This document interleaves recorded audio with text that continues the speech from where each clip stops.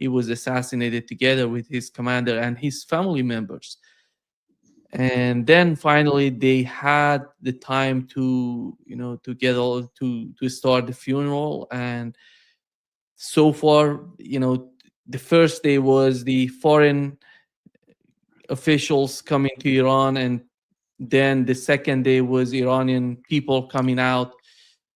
Then they went to the city of Qom, then to Karbala, and which is so important in Shia faith, is one of the most important thing.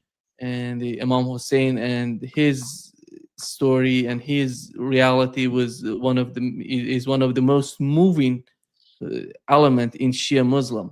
Then after, when they were there in Iraq, the attack from the United States on Iran is happening. And they get back to yesterday, it was in Mashhad. It was something like 7 to 10 million people participating yesterday. So this is the government that was supposed to collapse on February 28th, or in 4 days. And you see more than 40 plus people participated. The estimation is that the 40 plus million people participated in the funeral procession of the supreme leader of Iran. This is something new for Iranian people as a nation. How did you find the funeral and its implication for the ongoing conflict between Iran and the United States? It was something special and something unprecedented for the whole world, not just for the Iranian people, as you said. We have never seen a funeral, anything approaching the sort of mass participation that we've seen over the last days in Iran. Nothing. It is very striking. It was also extraordinarily well managed. I mean, a complicated ceremonies going from one place to another, and all of that went extremely well.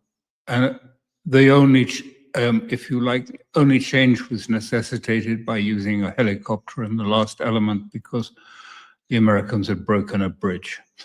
So what are we talking about? I think what we are seeing is something that will be striking throughout the region.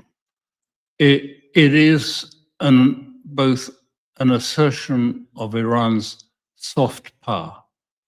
And when I say power, I don't mean state power. I mean the power of a civilization.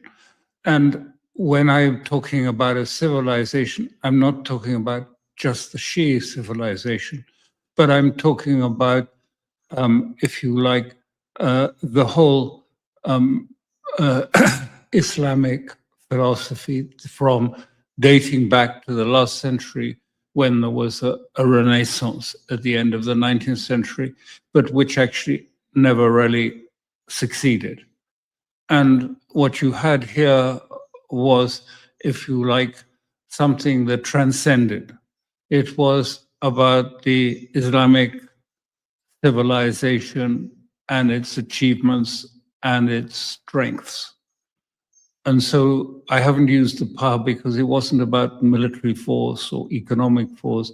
It was the sheer force of people expressing their will in a very powerful way.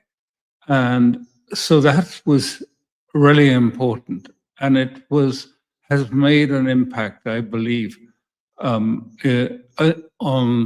if you like, reigniting the sense of an ummah, which has rather fallen to one side because of the sectarianism that has been encouraged and stimulated by the West in the region.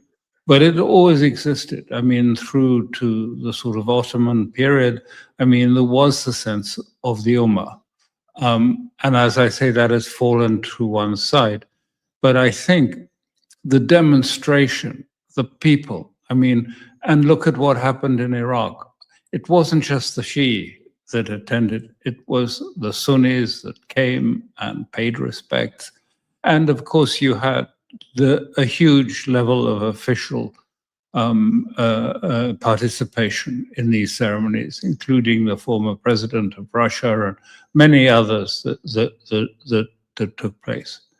And of course, it was not really covered very much in the West, because the West understands that this was a rebuke to the West and a rebuke to Trump in particular, who together with Netanyahu conspired in the murder of the supreme leader. So it's had a profound effect that transcends mere politics, that transcends just raw power, and is a reflection of human, palpable human energy and force. I only experienced in a small amount of this once before. Paradoxically, you might say, I was invited to stay at the Imam Hussein Mosque in Kabul. And so I really saw, as the people, all of them, children and young and old and everyone was circling that shrine, touching it. The actual sense of energy, of determination and force was palpable. And I think you're seeing the same thing taking place today on a much, much bigger scale, of course. Yes, there were millions came on to Kabul, but this is still exceeds all of this. So the question really comes, it seems to me, what is Iran to make of this? And where is it going to take them? And how are they going to take it forward? And I think that is, the skeleton has been shown.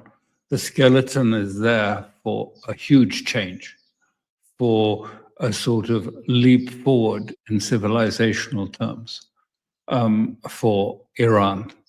But it has to find also the way in which they can bring forward, if you like, the values, the ethos, the morality of the revolution to today, to here in 2026, for young Iranians, 18 and their early 20s, who love their designer clothes and smartphones and all the gimmicks of contemporary world today. There's nothing wrong with that.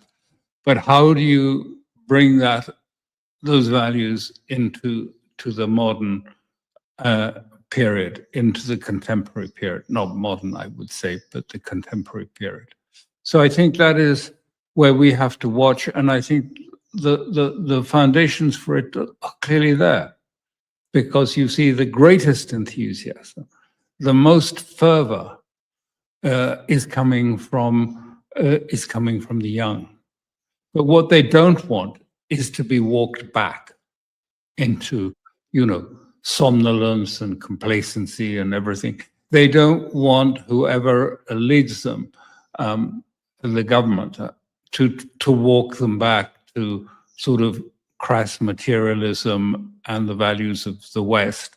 They want to move, I believe, to a new revolution, a revolution that is underpinned by the original values.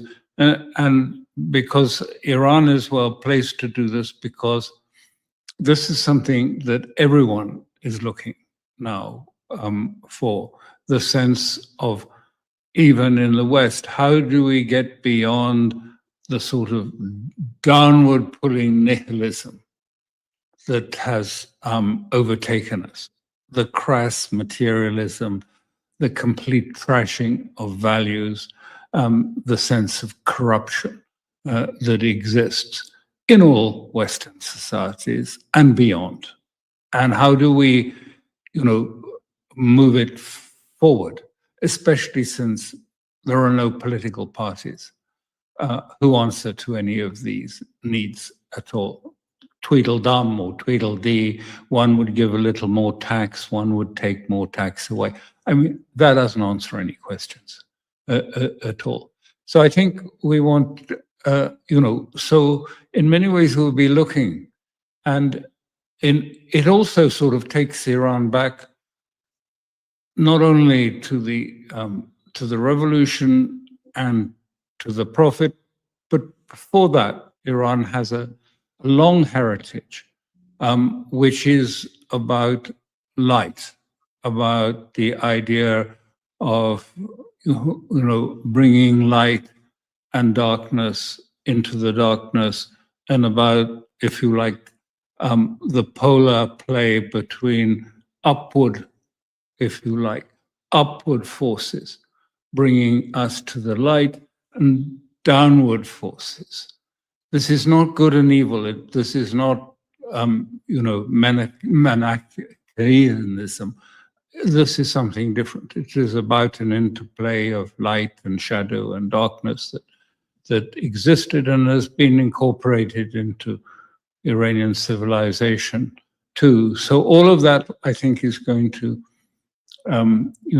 Iran has the chance to give a lead in this way, but it needs a leader, a real leader who is capable of transcending the banality of politics of today and yesterday and the monetary needs of everyone, real though they may be, and just find the way to rise above. So that's what I would say, Nima. It's rather, I've taken a lot of time to say it, but anyway, that's what it meant, I think. That's what it offers too. Let's not just think of it as an event that has happened and that we can just put it back on the shelf and then get on with other things. I suggest that it's very important that it isn't put back on the shelf and that it is built on, but built on in a way that is, about going back to the archetypal values of Iran and of Shia Islam, of course, but also the idea of the Ummah and the, if you like, Islamic revolution. Yeah. What was happening when all the people, basically the officials of the Iranian government were in Iraq with the funeral procession happening there? Then you see the United States attacking the southern part of Iran because of the, on Tuesday, there were 5 tankers belonging to Saudi Arabia, Qatar, and UAE trying to pass through the Strait of Hormuz using the southern part of the strait. Then Iranian attacking them. Then the United States intensifying the attacks. We haven't seen that sort of attack since the signing of the MOU. They intensified the attacks on the Tuesday night. Then Iran retaliated. Then the United States attacked again on Wednesday night. And you see some sort of intensification in the way that the United States tried to attack. And they hit, as you mentioned, one of the bridges was hit between Tehran and Mashhad, and which was important because of the funeral yesterday. Many people wanted to get Mashhad and they didn't have the access because of that bridge. Then another bridge was hit in the northern part of Iran, as in the region called Aqala, which is in the Golestan province. And that bridge, the importance of that is the railway that goes from Iran to Kazakhstan, and the China passes over that bridge. This is the situation between Iran and the United States, and the main problem still is the Strait of Hormuz and the way that the United States is trying to use the Strait of Hormuz without, coordination with the Iranian side. What is that game, and how do you see the conflict, the escalation between the two sides as time goes by? It was, characteristic Trump deceit. He thought he could do a quick operation that all the Iranians were heavily focused on the ceremonies, these very complicated ceremonies, that attention span was limited, that it was focused on the ceremonies. So he thought that as the ceremonies was going on, he would try a quick operation, a coordinated one by the US Navy. They'd lined up these various tankers and ships to do a quick run through the Omani side of the straits in order to be able to say, we've opened Hormuz, it's now open, the American corridor is working, it's worked. And he thought he was trying to be cute, to put it bluntly. He thought this was a cute operation, and that by the end of the weekend, he would be saying, look, we've done it, I've opened Hormuz, and that now all the traffic is going to go through, and then was really angered because that actually, I don't think it was the IRGC so much, I think it was the Iranian army then actually took action against these ships, either fired missiles, give them warnings, or in the case of the Qatari liquefied gas, I believe it actually went on fire.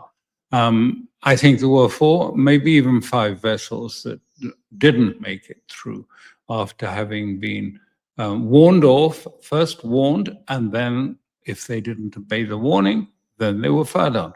However, I mean, let's be very clear. Iran has made this absolutely plain, explicit. It is said, I don't know how many times, that if anyone defies the Iranian control over the passage through Hormuz, they will not be safe. It will not be a safe thing to do, and they may come under attack.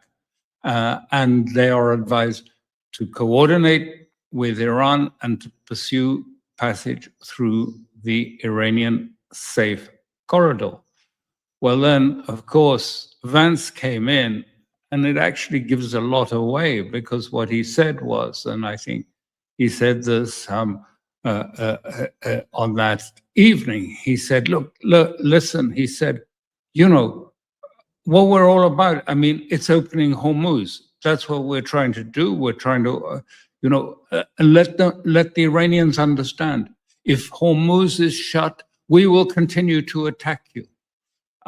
In other words, if there are more incidents of vessels being stopped to use, the American passage, unfortunately, Oman, I think, has been put under huge pressure to go along with us and to say, yes, there is a passage through close to into the littoral waters of Oman, but they've been under a lot of pressure. So what that's done is to confirm something that's very important about where we are and what we're doing. I mean, Vance was basically, and he then said it in another statement, more or less. He said, look, actually, all we were about, I mean, this whole exercise was about getting Hormuz open. That's what this exercise was about. And then we'd see what cards were left afterwards. In other words, the MOU was simply, and I don't call it really an MOU because it was more of a sort of, in fact, it was a sort of de-escalation framework. Then it had no understandings in it. It was not any more than that. It was a framework that for putting into place a ceasefire from which, discussions could evolve. And anyway, so it was pretty clear then that what the Americans were playing, Iran was being played.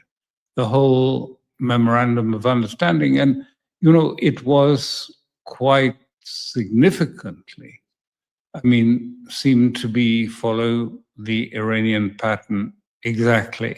The 10 principles that the Supreme Leader had laid down were pretty well reflected in that paper.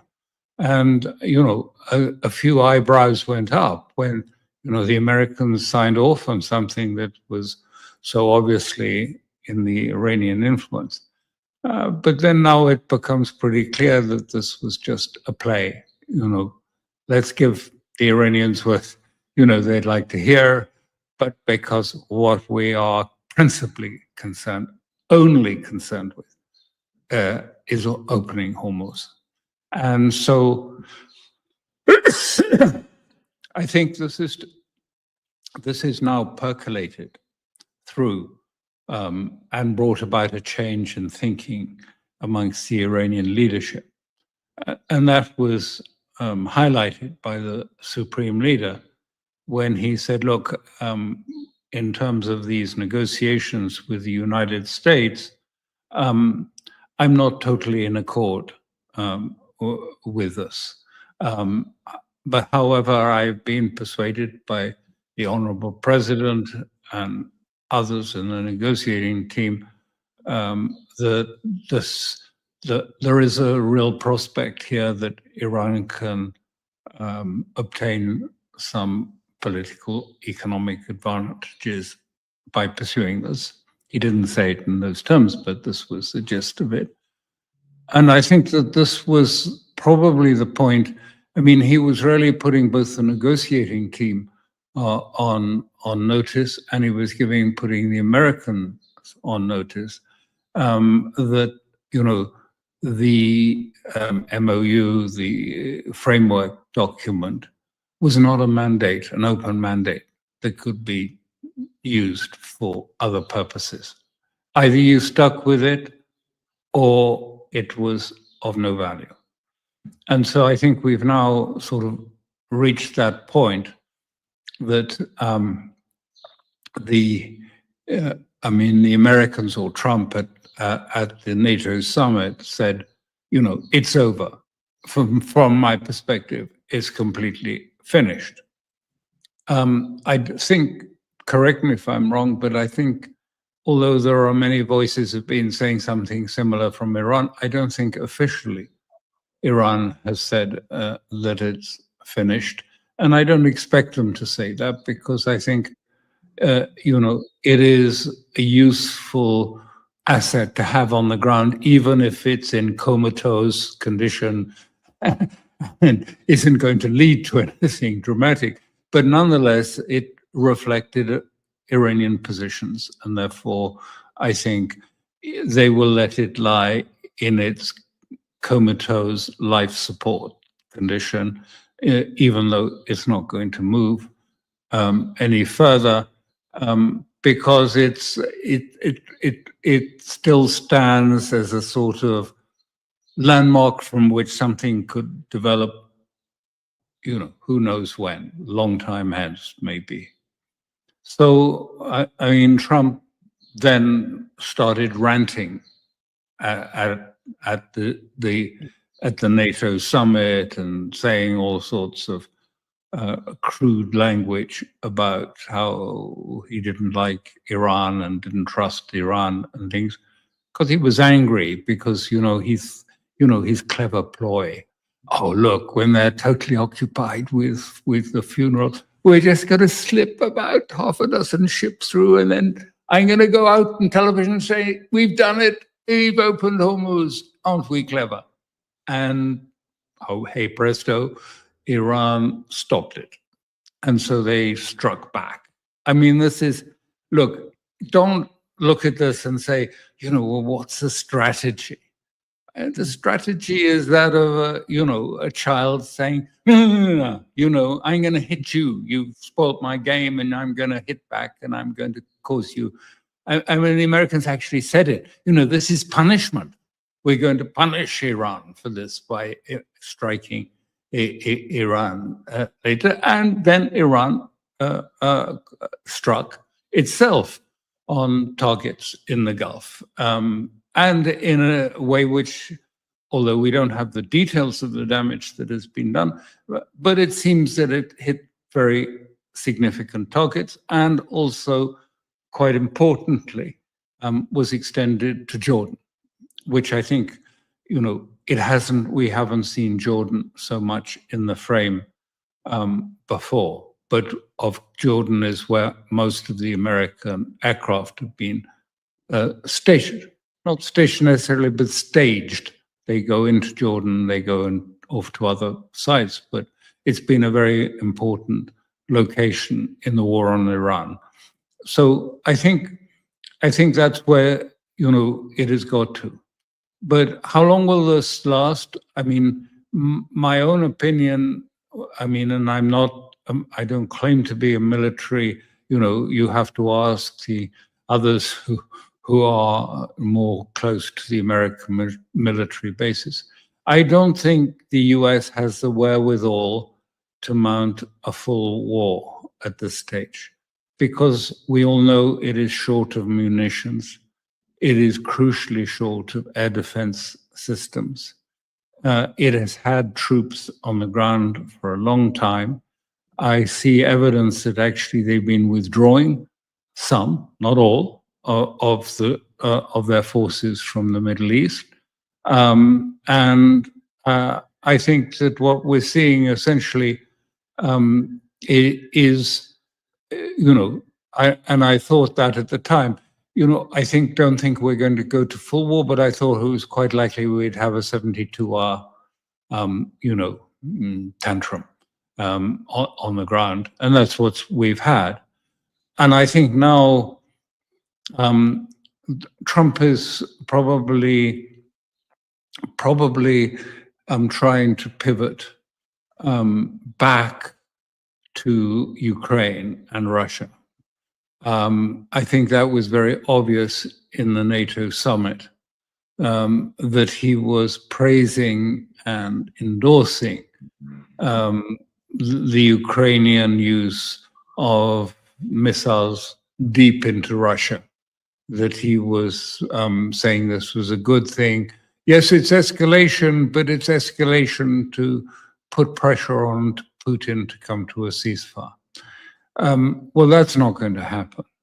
And I think that the pressure that is coming on Iran is not going to produce a ceasefire either, in either of these two cases. So I think he is pivoting there. And I think the Americans are not looking to change the general direction of their war, which has been and will continue to be the destruction of Iran as a state, and its split up, and its dismemberment into sectarian and ethnic statelets. So I don't think that is going to change, but I think the way of going about it is seemingly, and this is very tentative, because there's it's sort of reading the tea leaves more than looking at the evidence. But it looks as if they're sort of thinking that maybe Turkey should play the bigger role and Israel should play less of a role. I think there is a considerable disillusion with Netanyahu now in circles, not across the board in the United States, of course not. The evangelicals and everyone will not change. But I think in many circles, there's a disillusionment. Netanyahu's got this wrong. He gave the United States false intelligence. He claimed, all sorts of things, that Iran would fold like a pack of cards, that the Kurds were waiting to sort of invade and establish a state, Kermanshah, and so on. And so there's a disillusion. And so there's a questioning, well, maybe we should be turning our attention. They're not going to abandon Israel. I'm not for a moment suggesting that. But maybe, Netanyahu, who's in crisis, political crisis in Israel, he's having difficulties there. Maybe they would be, not mind too much if he disappears and another pro-American proxy is elected in his place. But meanwhile, they're looking at managing the region in a rather different way. And that's why we see, these extraordinary and rather distasteful sights of former ISIS people being handshaken by Trump and offered to have all their sanctions relieved on them. And the sort of idea that Turkey, together with Syria, can manage Lebanon, because, as the Americans are saying, and as Trump is saying, well, Netanyahu hasn't done this very well. I mean, he's just killing too many people. He's attacking Beirut, and he's devastating the ground. And this is not being very helpful. When he says it's not being very helpful, he doesn't care about the people, but he cares about the image. And it's damaging America's image as much as it's damaging Israel's image. So he's thinking, that maybe Sharia can somehow either sort of politically do deals with Hezbollah or something of the sort. But anyone who's lived in the region will know, the relationship between ISIS and the Salafists and the Muslim Brotherhood, let alone the Shia and Alawites, has been absolute one of, a death war between the two sides. It's not something that can be, I think, used. So often I've seen in all my years in the region, the West thinking that Salafists are rather simple people, that, they're not very good at politics, but they're very, they sort of pious people, and we can use them for the Western purposes, only to find that those people have used the West for their purposes. They've actually done the opposite, and they've used the West more than the West has been able to use them. So I don't think it's likely to come to it, but I think we're going to see a new forms of pressure coming. And then there's Iraq and the effort there to get, I don't know if it's still on the cards, but I think the new prime minister is due to go to the White House. I thought it was this week, but maybe it's been postponed with the funeral and other matters. But it's obviously, he has been currying favor with the White House, with the Americans.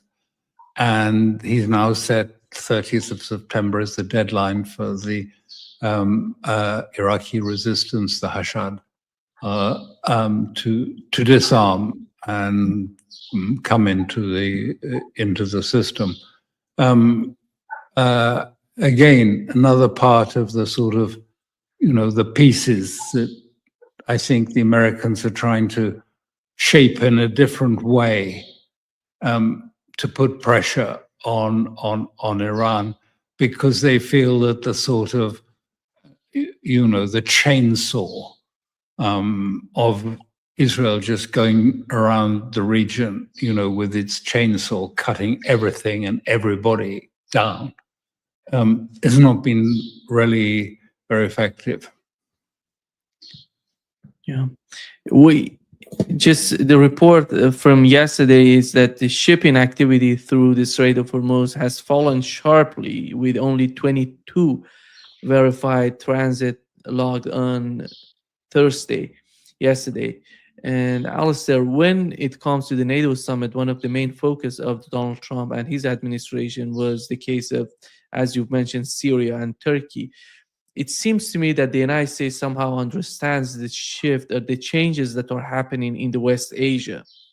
Because right now you see, despite having tremendous pressure from Israeli lobby and Benjamin Netanyahu, they're talking about F-35, and the United States giving F-35 to Turkey.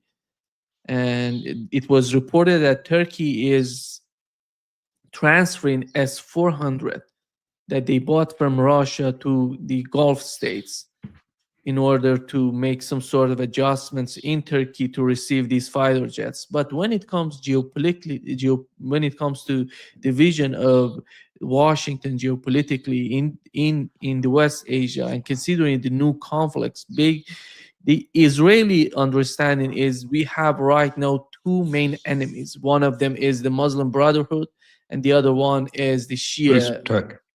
Yeah. Yeah, and the other is Turkey, not so much the Shi'i. Now, if you listen to the Israeli discourse, it is, oh, the awful Muslim Brotherhood, which they connect with Turkey, but the Muslim Brotherhood as such, and then Turkey are the two real. I mean, obviously, this is a message narrative aimed at Washington to say, don't sell them F-35s.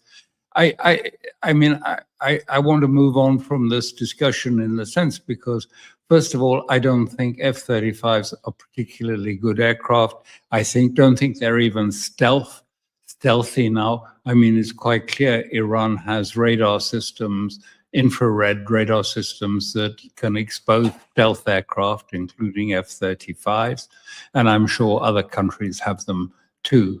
And also, I have no evidence whatsoever, but I just don't really believe that story that Turkey is selling Russia's S-400s to Gulf states.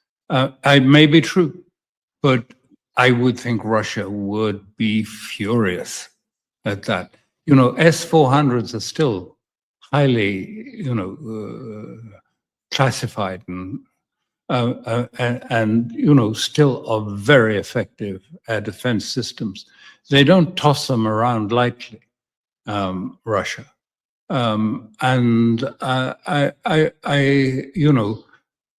Erdogan is a chameleon. You never know what he stands for, what he's doing, but he's always been very clever at playing a relationship with Putin. You've seen it time and time again. Even people in Russia sometimes say, it's surprising. Why is Putin spending so much time with Turkey? Because everyone knows Erdogan, you can't trust a word he says.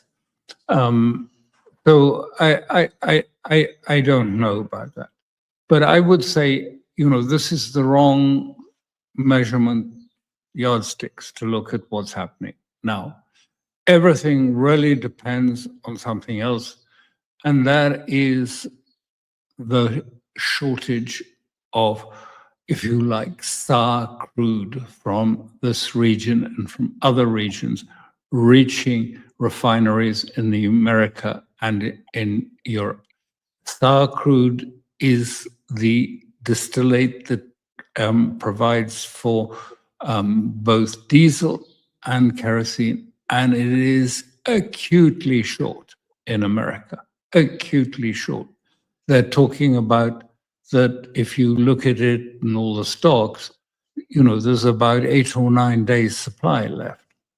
And so this is why he gambled that he could, do a trick and get Hormuz open during the funeral ceremonies. But now it's becoming a crisis. So what are the timelines to this? I think a little bit of sort of tit for tat conflict will continue. They'll continue. Iran will continue. Any ships? I don't think many ships or vessels will volunteer to try and run the corridor on behalf of the United States. But when they talk to their insurance companies back at home, who will tell them, we're very sorry, but we don't accept this behavior. If you do this, we're not going to insure you. And so, the insurance is a key aspect. And so I think that how long can this go on for? Well, I think the answer is, a couple of weeks, but then there are two constraints. I think one constraint is how long. I mean, they've virtually emptied the strategic reserve, trying to get this in. But you know what happens to societies when the diesel stops being delivered, or when the kerosene stops, then planes don't fly. And this is one of the reasons I don't think there'll be, Iran war full out at the moment, because, wars that the Americans mount require a lot of flying. Tankers, air tankers, aircraft coming from the United States, staging through the UK, all that burns kerosene so fast.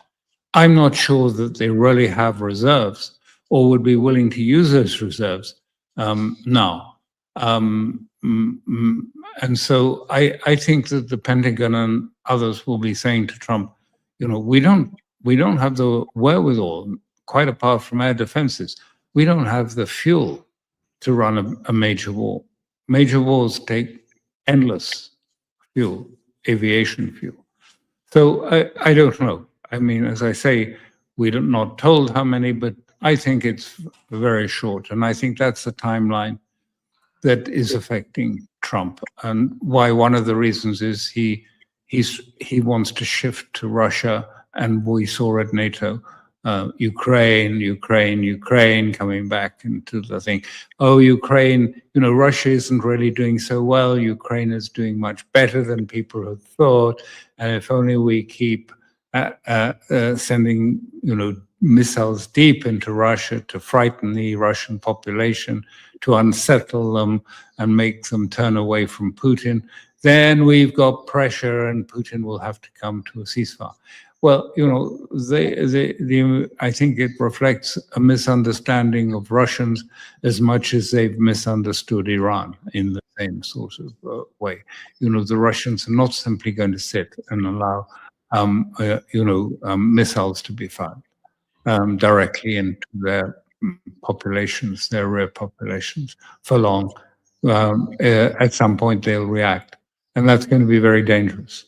But that's where I think we're looking at the process, and I think China too is getting very much fed up with the situation, and this is an opportunity for Iran.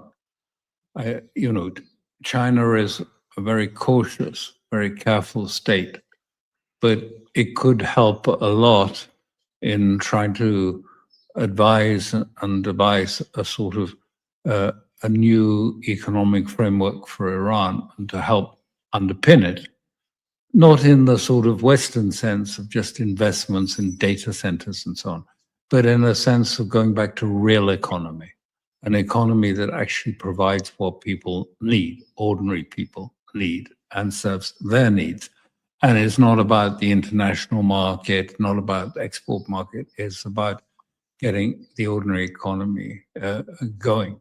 I used to say this all the time in Afghanistan when I was there, on the borders of Afghanistan, where I was then.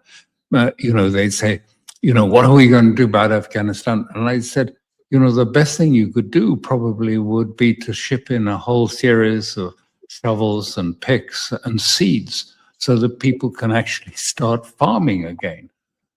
This is what matters to people, not just, simply, exporting tulips to Europe. Yeah.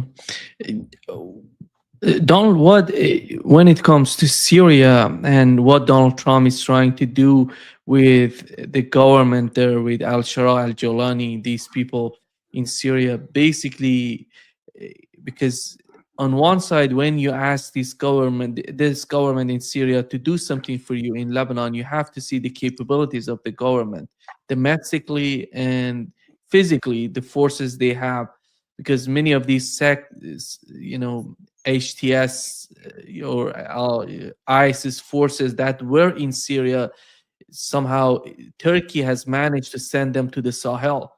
They're not there anymore. So in order to reduce the tensions within the Syrian government.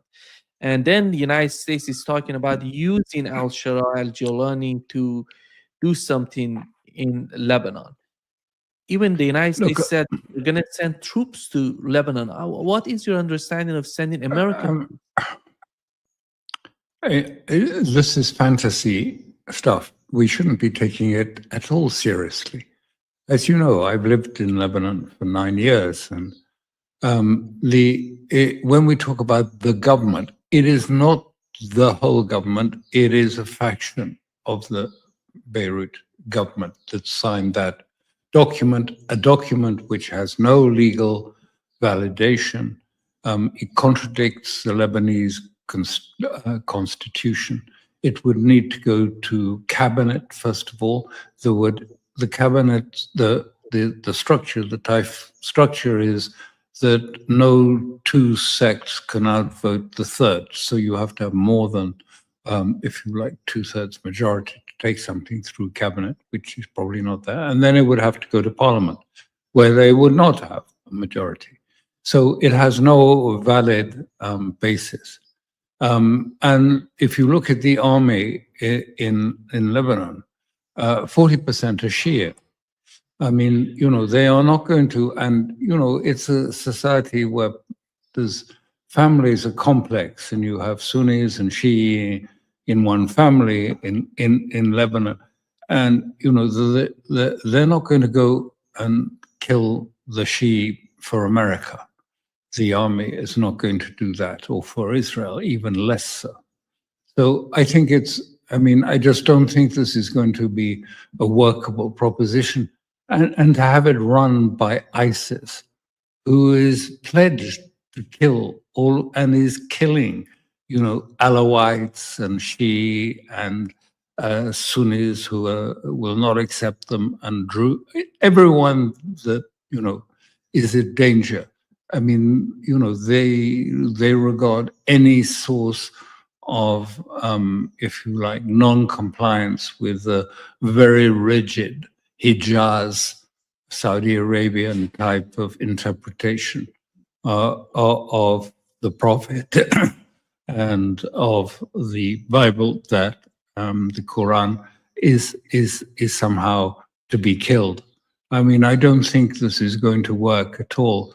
But I think the most important element in this is Turkey. I mean, Erdogan, no one trusts him. He's a sly fox. He has his ambitions. Yes, he's trying to increase, he has Ottoman-esque ambitions in the region. He'd like to have a bigger presence, taken more seriously. He still resents the fact that, the European Union, and particularly the French, refused to have him join the European Union because they said Turkey is too different. And so, I mean, he would like to be more in the center and accepted. After all, he's been through a period, of, under a cloud with what happened with Khashoggi and all of this in the world opinion. Of course, Saudi Arabia too, but it happened in Turkey. I think that we shouldn't read too much into this. I think Turkey will pursue its own interests, essentially. It will play the Americans along. Of course, it'll go to Washington. Erdogan is adept at saying the right things, whether it's to Putin or to Trump. He will say the right things. It'll appear that he's going along with it, but everything will be focused on that. And of course, it is a Muslim Brotherhood country in many ways, anathema to Israel and to part of the American establishment. I mean, Muslim Brotherhood has become a sort of a taunt, a sort of term of abuse in America, to call someone a supporter of the Muslim Brotherhood. Of course, they have no idea what the Muslim Brotherhood even is, but nonetheless, this is the language of today. So I just don't think we should read too much into it. But yes, maneuverings are going on. But what does it reflect? It reflects essentially defeat. Don't forget, I mean, why are we seeing this maneuvering taking place? Is because Israel has been completely defeated in its objectives in Iran. It is a major strategic defeat, and it can't go back to it. It knows it's over. They're not going to be able to just continue as they were before with trying to destroy Iran. And it was also, Iran has been a defeat for America, clear defeat. America has shown itself to lack, the military capabilities and to lack, if you like, the strategic thinking about Iran. I mean, completely lacking an understanding and therefore to construct a strategic plan or idea about Iran. So, I mean, this is a context. This isn't a vital new plan for the region. It's actually a fallback. You've got to say something, we've got to have a plan of some sort, support for Israel. We can't just leave Israel with no support. But why don't we look a little bit at Turkey and see if we can't do something with Turkey and with Syria and, try and put pressure on Iran this way. Iran will be frightened of the idea of Sharia. I mean, coming in. Look, Hezbollah has been fighting these people in the north for a long time. They know how to deal with these, and they know exactly who they are. So I don't think, I may be wrong, but I don't think it's going to turn out. I think this is, plan B, and it's not a very good plan B. But when your plan A collapses, you've got to embrace something, even if it doesn't make much sense. So you see all these sort of plan Bs. I saw in the Israeli press, articles saying, well, Iran is terrified that it's going to lose control of Hormuz because we're going to implement the IMEC corridor, the India, Middle East, through Israel corridor to Europe. This is fantasy. I mean, IMEC has been dead for some time.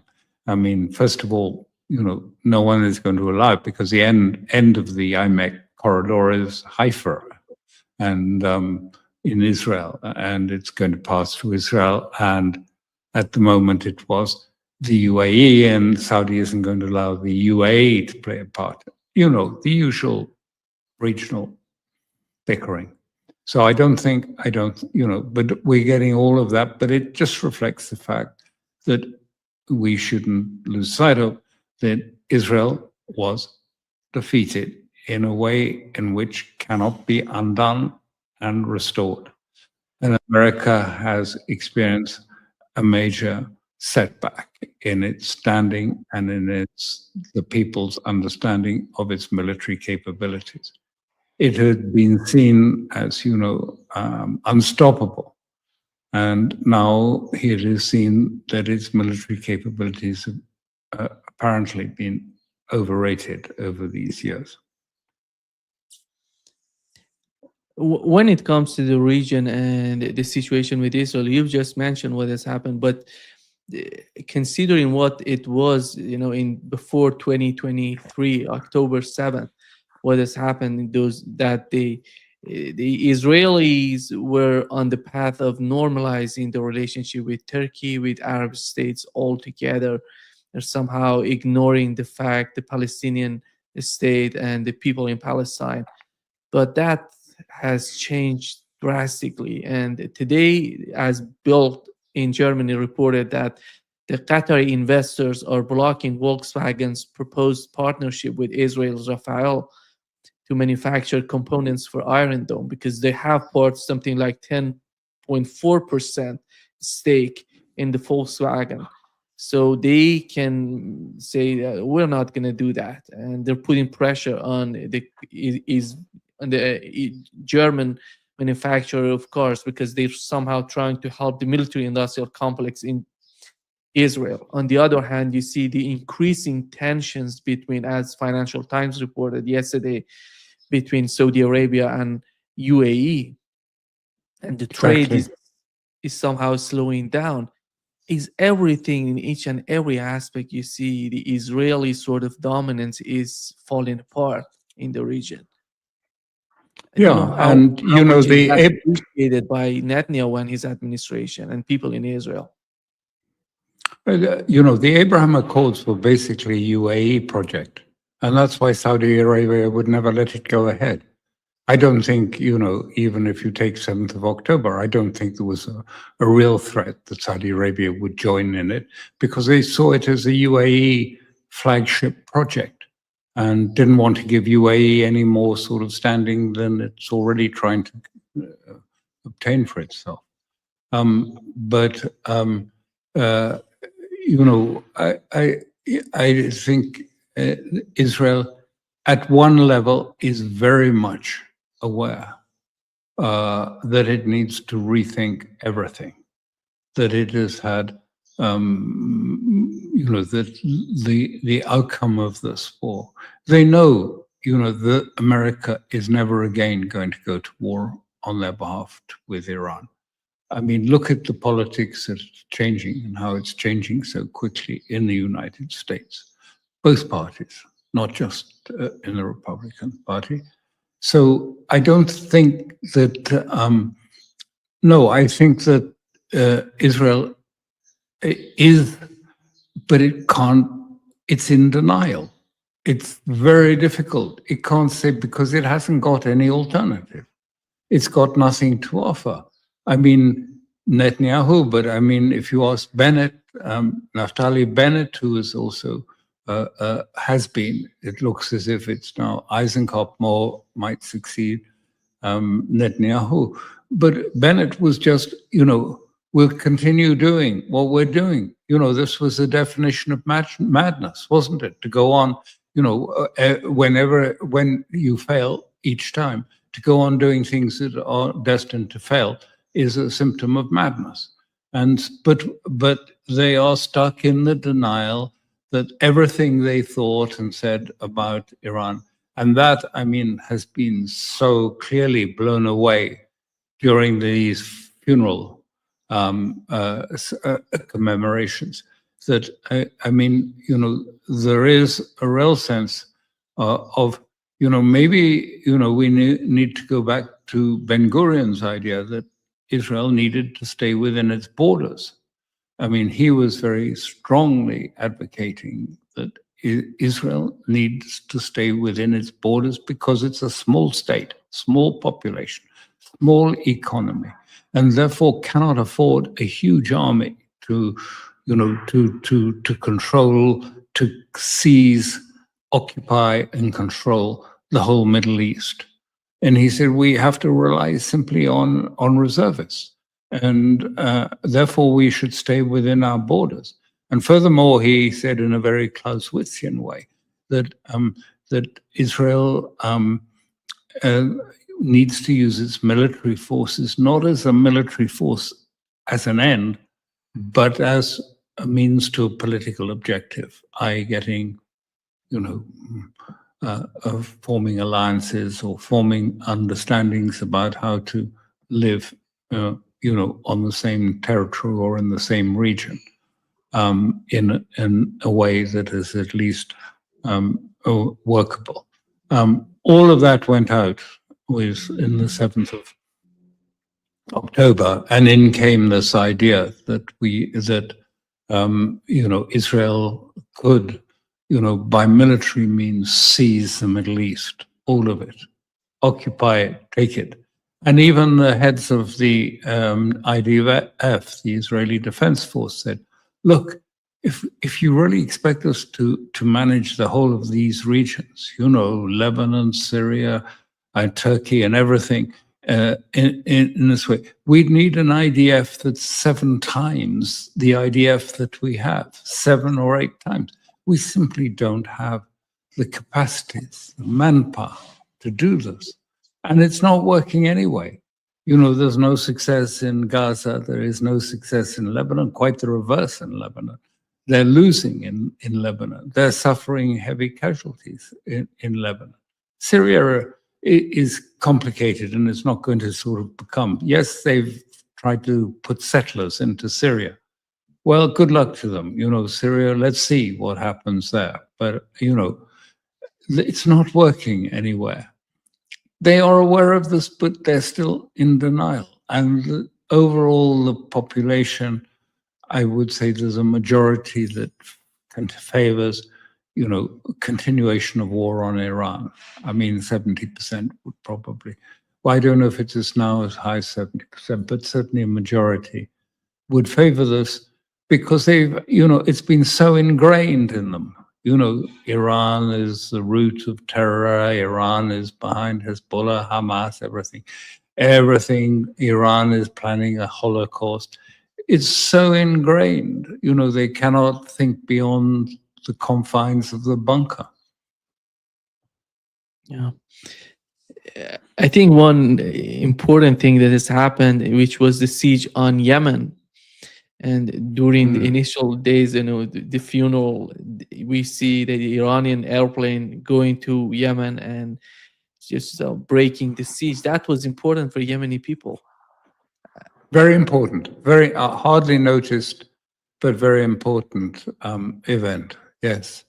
And, so, much as the Western media is sort of projecting a new Western map emerging of the Middle East, actually the Middle East is making a new map of itself in other ways. So, I mean, which is the one that's going to prevail? I would suspect, after what's happened in Iraq, after we've seen what's happened in Iraq, will the Prime Minister really go ahead with disarming the militia? Will he really take war to the bigger population, the Shia population? Iraq is a complicated country, but and of course America has a hold over Iraq because every dollar that they earn from the sale of oil and petroleum products is held in America and can only be dispensed and spent by the consent of the Treasury Secretary, Mr. Bessent. I mean, it's a complete control. It's like the sort of, your pocket money that you might hand out to your children and saying, well, if you're naughty, you won't get any pocket money this week. Alastair, can you imagine that the United States has offered during the negotiations to Iranian that let's do the same thing with your oil. We're going to sell your oil for you like Iraq and we're going to pay you. It's just unbelievable, the level of stupidity. Yeah, because, also we're told that actually they offered, billions to open Hormuz. I mean, it's desperately important for the world economy. I mean, the situation. I think the Iranian leadership understand this is something you will never let go of. Even if they were offered large sums of money, I think they understand the value of controlling Hormuz is far greater than the sums that America can possibly offer them. So it was completely refused. That and Lebanon are their two points of leverage. Lebanon is a point of leverage, and so it is Hormuz, absolutely. And that's why I don't think, there's going to be, any success. The Americans will have any success in breaking this. Soon the pain from the, it's all been pretended that it's not there. They've been busily sort of taking all the stocks till the point that they're down in the sludge of their strategic reserves of oil in order to pretend that, no, there's no problem, the economy is fine, everything is fine, there's no shortage of oil or there's not going to be any crisis in diesel or everything is being managed. But what happens when that breaks? If people suddenly find, inflation and the costs of living are suddenly going up, because they will go up if, Hormuz, even if it's not closed, if it's constrained. I mean, ships pass because lots of the ships go to China, and that's fine. But that is not going to alleviate the diesel shortage in Europe or in America. The Chinese will say thank you very much for their ships, but then it's not going to change the situation. Yeah, yeah. Let me bring up your Substack, Alistair, because I want to show it to our audience here. Here is, please go to Conflicts Forum and you can follow Alistair on his Substack. And the latest piece that he wrote is the Iran War 3.0. And you go down, it's talking about the funeral, how the funeral consolidated Iran's internal cohesion, and then Netanyahu lied about Iran having nuclear weapons. And you can find a lot of information there. And please go there and subscribe to Alistair's Substack, Conflicts Forum. Well, I would like to add to that because I didn't write it, but Ashling wrote it. The piece about the nuclear, because you have in this piece the Israeli leaders of intelligence, of military and security, all saying this was all a lie. Netanyahu knew Iran did not have a weapon. They knew that Trump's destruction of the facilities didn't destroy them at all. It might have done a little damage. And it describes in some length how they,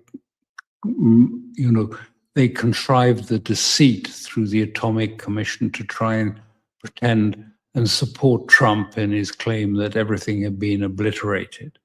But it's all written there for you, and you can see it from Israelis saying this themselves. Netanyahu lied. It's all untrue. The nuclear issue was never really that issue. That, I think, is so important for the future. That understanding, that this was a deceit practiced by Israel. I mean, so what is the war about then? So what is Trump going to say? He keeps saying it's to stop Iran getting a nuclear weapon. Well, read the pieces that the Israelis themselves say about that and say, it didn't, it was all a fabrication, effectively.